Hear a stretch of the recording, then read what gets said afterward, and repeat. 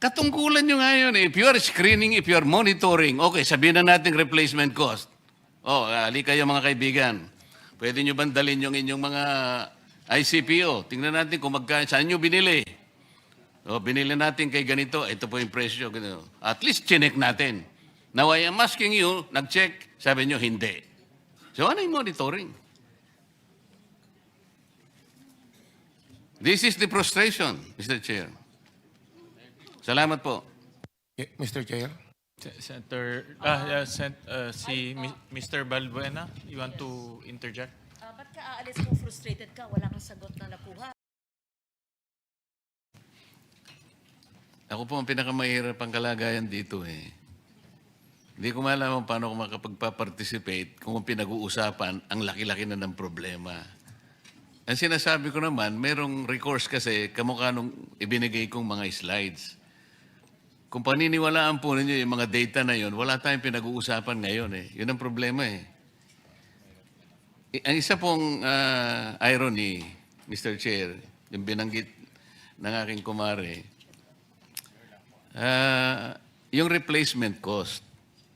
Okay? So, gusto kong balikan yun. I want to belabor that kasi yung pong nakaraang hearing natin last Tuesday, maliwanag po na sabi ninyo, DOE, meron tayong 46 days for diesel at that time. Tuesday po ito. Sa kerosene naman, meron tayong 53 days.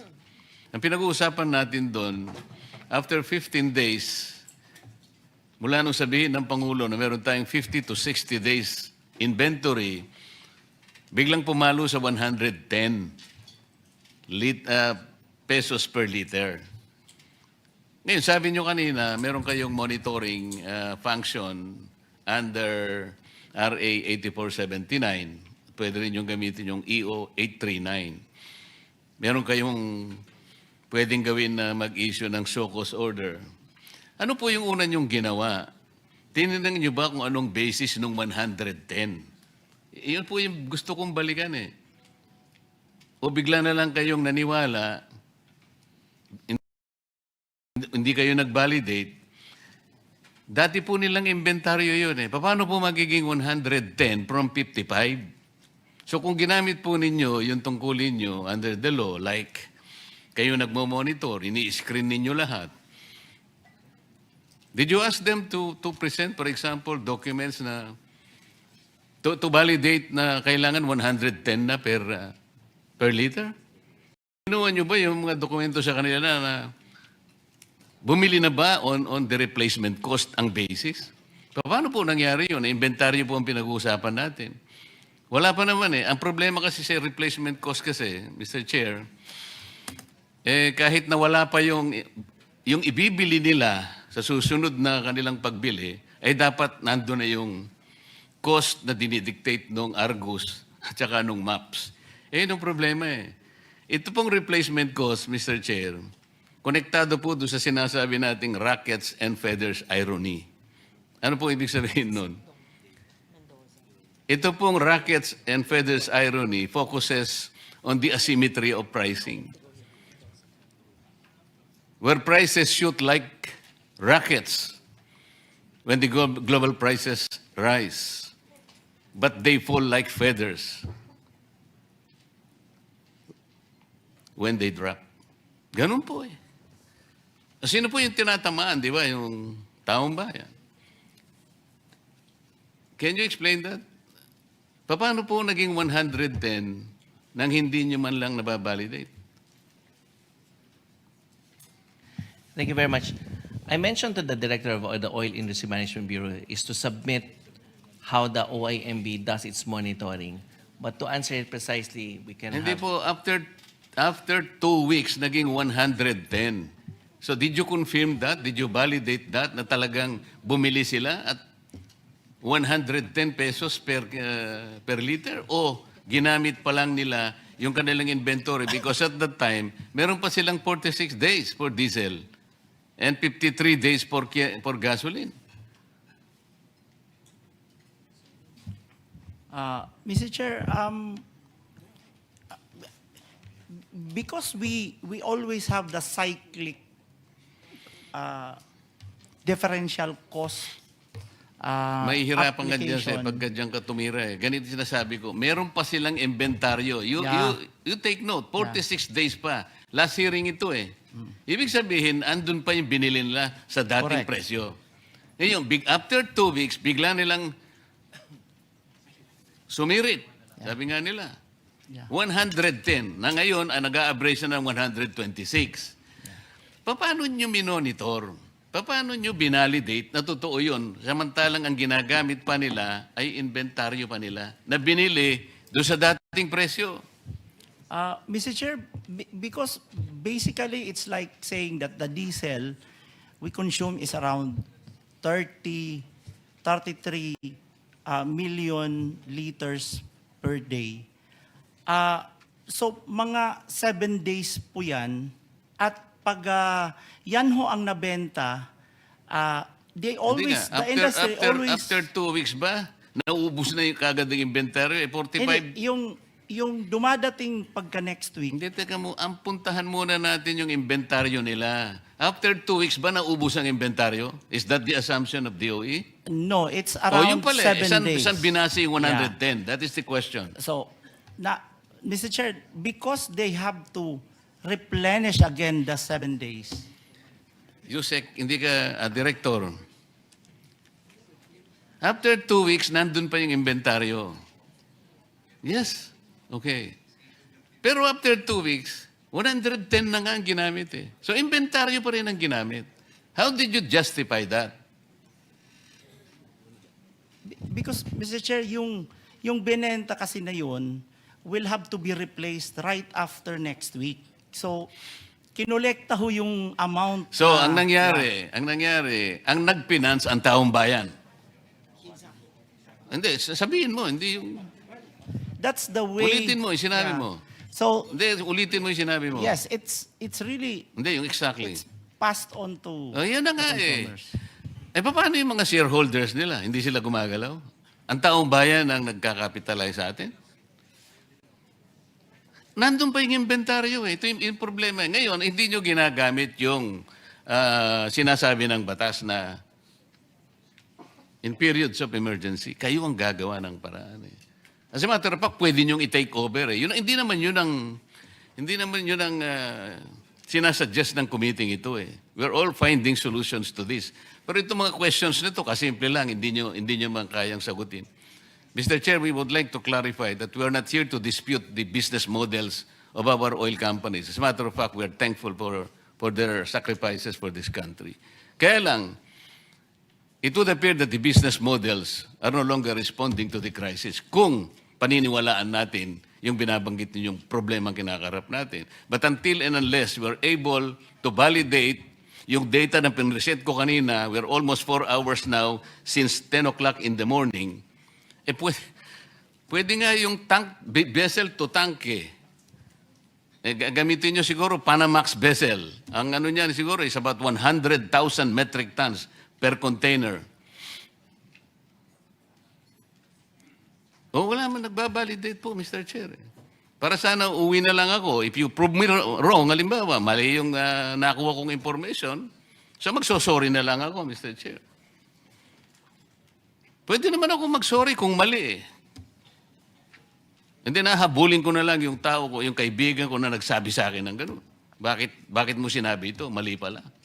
Kasi gusto ko lang makatulong talaga eh. I wanted to be wrong kung mali talaga. But you have to prove me wrong. Government to government, hindi nga dapat mangyari yung pumunta nga. Andun nga yung tangke, yung mga tangke ng 2 refineries. Rotterdam refineries produces, I think, 1.2 billion barrels, per day. At nandun ang kanilang tangke sa Singapore. Petronas also, andun ang tangke nila. Ayun po yung kanilang presyo. Nobody is reacting to this. Pinag-uusapan natin yung problema at ang mga measures na gagawin natin without even going back and checking whether those data are valid or not. So, paano yung replacement cost?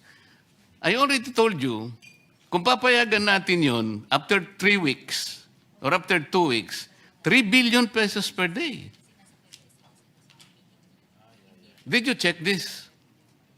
You say? Okay. No, did you check that is 3 billion pesos per day ang income? Pireset ko kanina.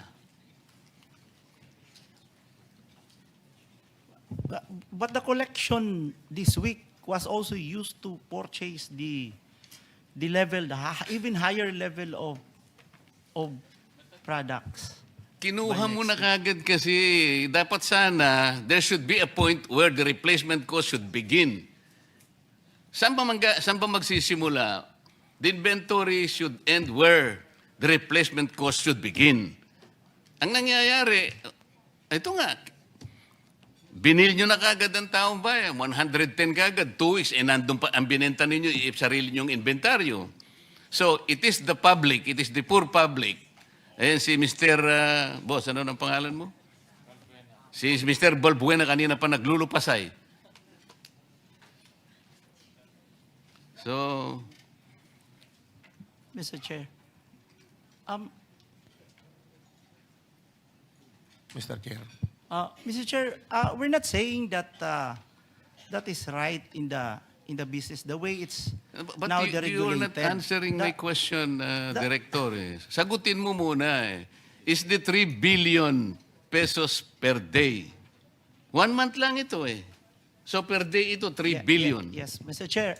If the perspective, because it's a matter of perspective, if the perspective is to ensure that the 7 days used up this week will be replaced by next week immediately, then the oil company has to collect that level of collection to be able to purchase the 7 days replacement. So we can always go back to the 45 to 50 days supply. But if the perspective, again, if the perspective is you want to use up the 53 before you replace it, and that is very dangerous, then I think we can exhaust the 53 at that lower price. But the problem is if they're gone and the collection is very low, you can no longer replace the 53 days. So it's really, that's how they're explaining also on Caltex was also explaining that in the same way. No, but we're not saying, you're proceeding from the wrong premise. Ang sinasabi ko mula't mula pa, ang pinag-uusapan ninyo yung maps and indicators coming from the Argus. Okay? Yun ang basis ng replacement cost. Okay? Ito yung spot market ninyo, itong trading floor ninyo. Ang sinasabi ko, after 2 weeks pa lang, and considering na meron pa kayong 46 days and 53 days for diesel and gasoline respectively, kumulekta na ng 3 billion, kumita na ng 3 billion pesos per day, which was bankrolled by the people themselves. This is the irony. Ngayon, ano yung role ninyo in the period of emergency and national interest is involved already? Ba't ang pinag-uusapan pa natin replacement cost na kagad? Ito muna ang sagutin ninyo. Is it reasonable?